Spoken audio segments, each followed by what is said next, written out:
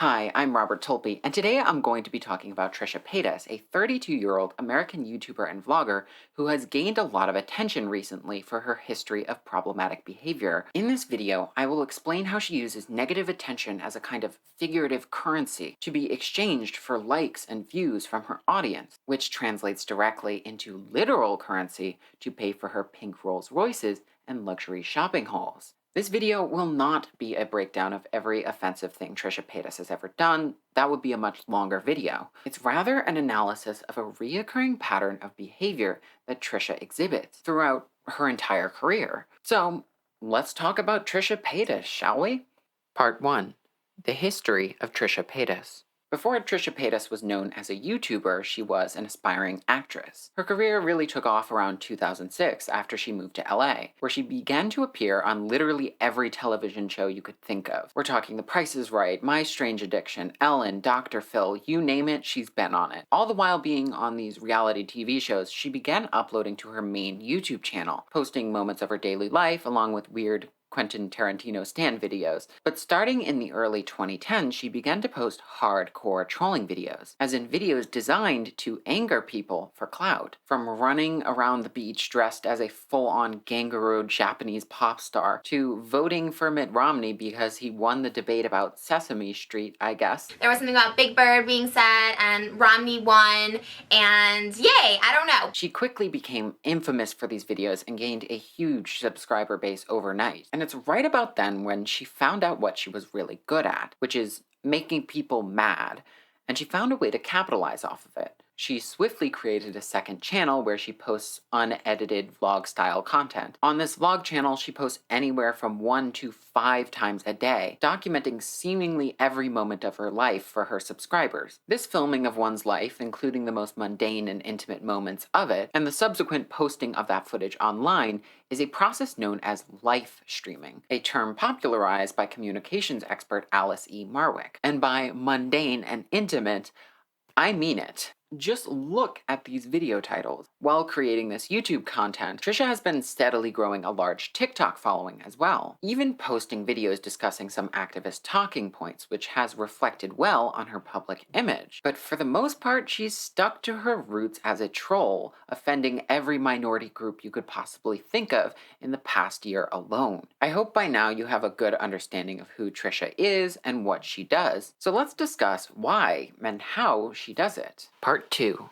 The Eternal Circus of Trisha Paytas. In her book, Status Update, Celebrity, Publicity, and Branding in the Social Media Age, communication scholar Alice E. Marwick describes the two kinds of internet celebrities. There are ascribed celebrities, those who are given their platform by testimonies of their impressive abilities by other people in the media. And then there are achieved celebrities, those who carefully craft an internet persona by selectively sharing personal info and maintaining strategic relationships with other people online. Trisha Paytas is a textbook achieved celebrity. She attracts attention and publicity by becoming a spectacle to be gawked at, intentionally angering vocal members of communities to keep her name relevant, and overshares personal information to give the illusion of zero privacy in her life, to ensure that her persona is seen as 100% authentic. A celebrity blogger once gave me a word of advice. The most surefire way to advance my career, they said, was to get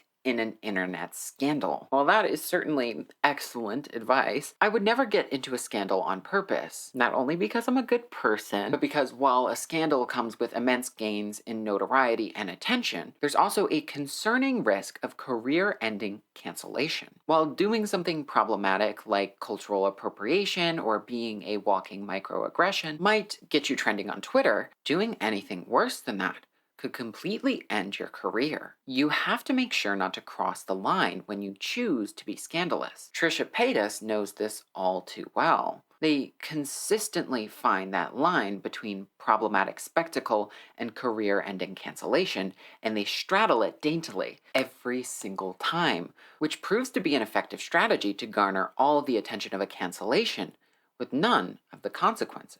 Let me provide an example of a classic Trisha Paytas scandal. For her proposal last December, Trisha decided to travel out into the California desert for a photo shoot, dressed as, well, just take a look at this Orientalist fever dream. she decided to wear a Princess Jasmine costume, complete with a rather intense spray tan.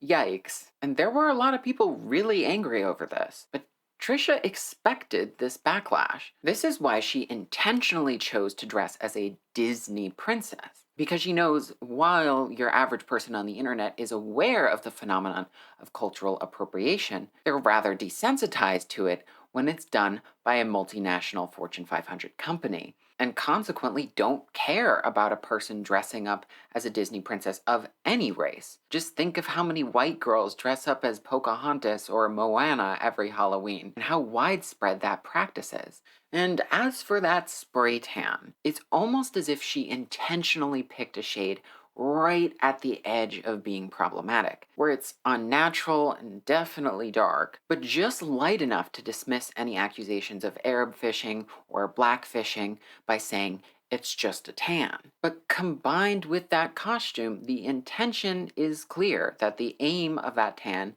is to appear more ethnically ambiguous to fit this cosplay of an Arabian princess. Although many people were vocal about her questionable behavior, Trisha's carefully calculated decisions resulted in a situation where those crying cultural appropriation were not only in a minority, but were viewed as being overly sensitive to what was clearly just a woman in a Disney princess costume with a light tan. In this way, Trisha stays relevant by getting into these mini scandals, resulting in people talking and arguing about her online, all the while escaping from true cancellation. I expect a lot of you to question whether or not she made these calculated decisions, or just dresses like a problematic Disney princess because she's crazy. While Trisha does talk in length about her poor mental health and says it is a factor in her behavior, and I'm inclined to believe that, it's clear to me that Trisha is more lucid than she lets on. And while her persona on the internet embodies pure authenticity at all time, by the nature of her job, she has to pick and choose what information she wants to reveal about herself, often choosing to broadcast the most intimate and personal details about her life. By vlogging constantly, even when she's in the doctor's office dressed only in a hospital gown, for example, she gives the illusion that we see every single moment of her life, when that's not the case at all. She has to pick and choose what's worth uploading, what will get views, and of course, what will make money. This is what's supporting her lifestyle, after all. Thus, what her online persona is or is not, and what videos see the light of day or do not, is determined firstly by the YouTube algorithm, and then Trisha.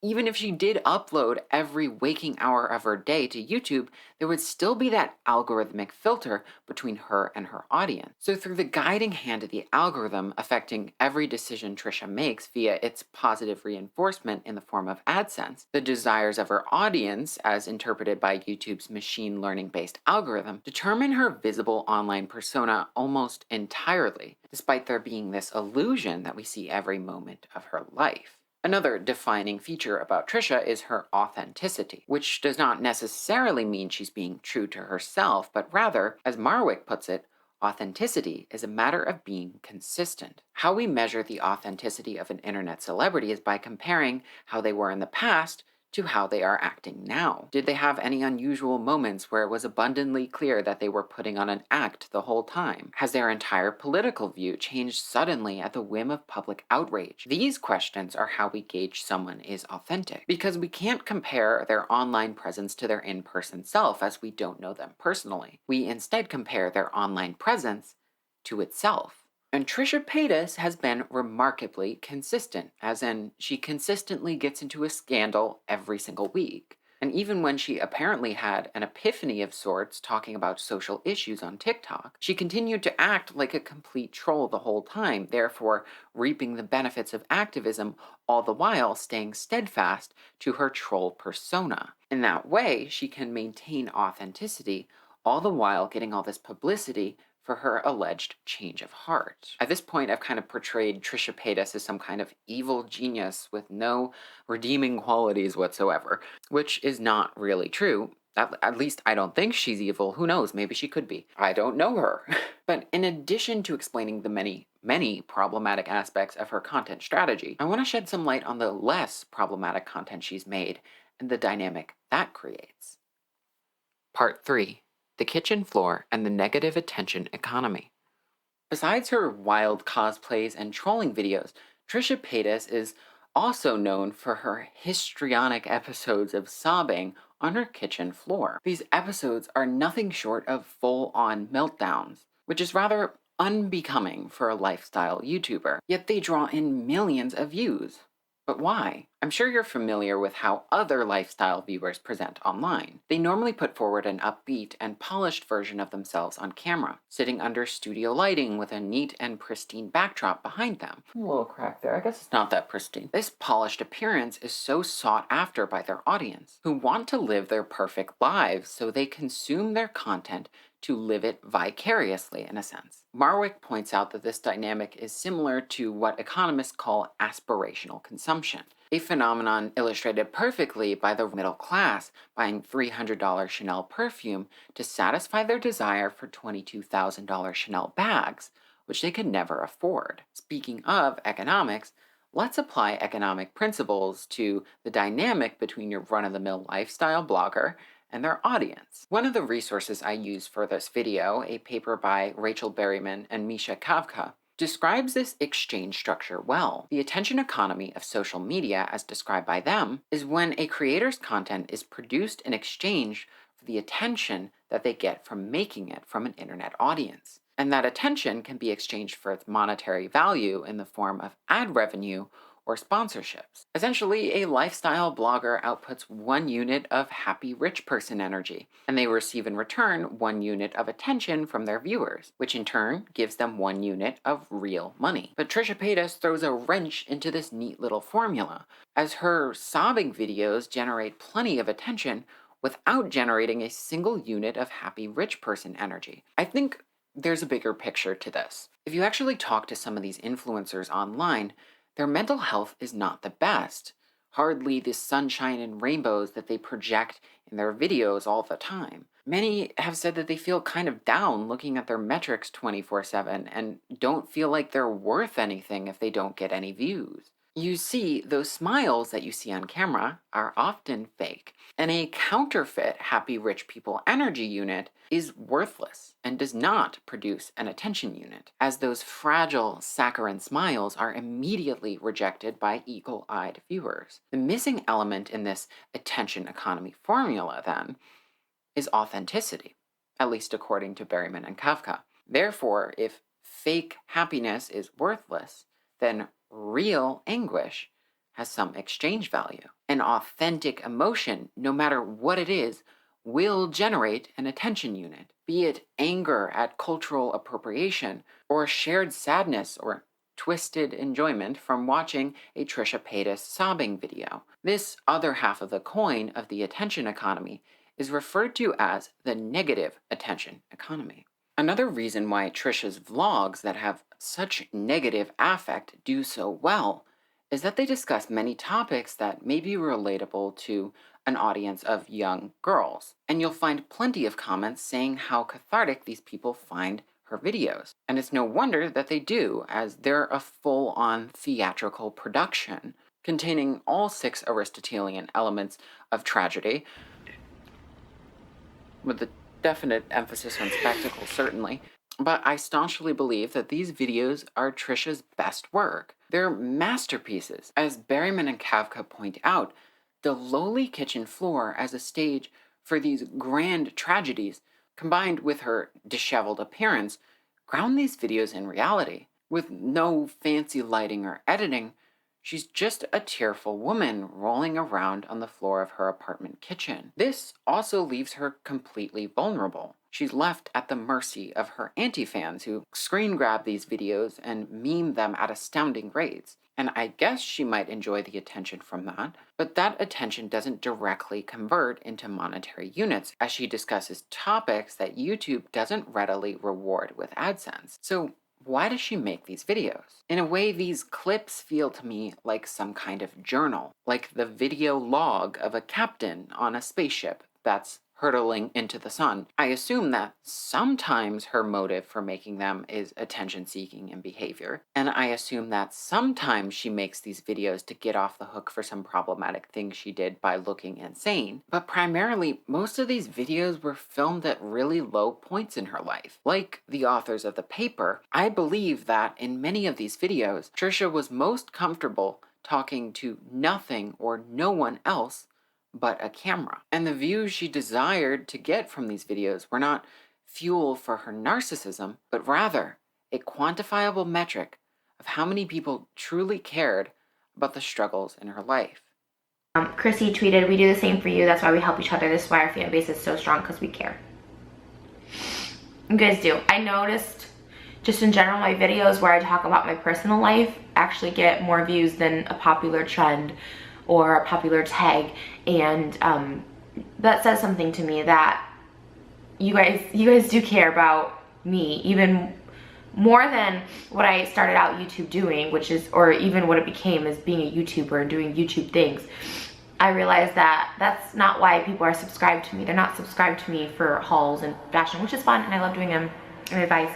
You guys are subscribed to me because you've invested yourselves in me, because I did everything to you guys. Conclusion.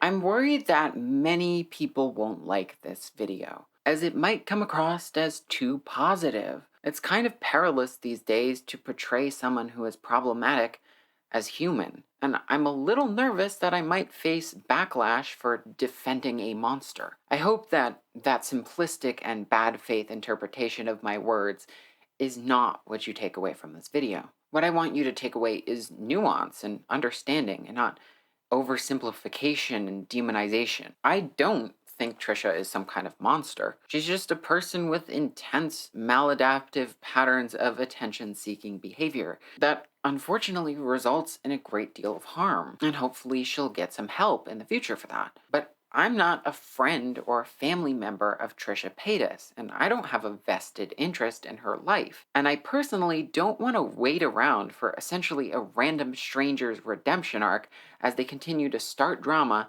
spread ignorance, and make people upset. And you don't have to wait around either. Anyways, I'm Robert Tolpe, and if you like this video, don't forget to like, comment, share, and subscribe, and maybe check out my Patreon link below, and I hope you have a good week. Bye-bye!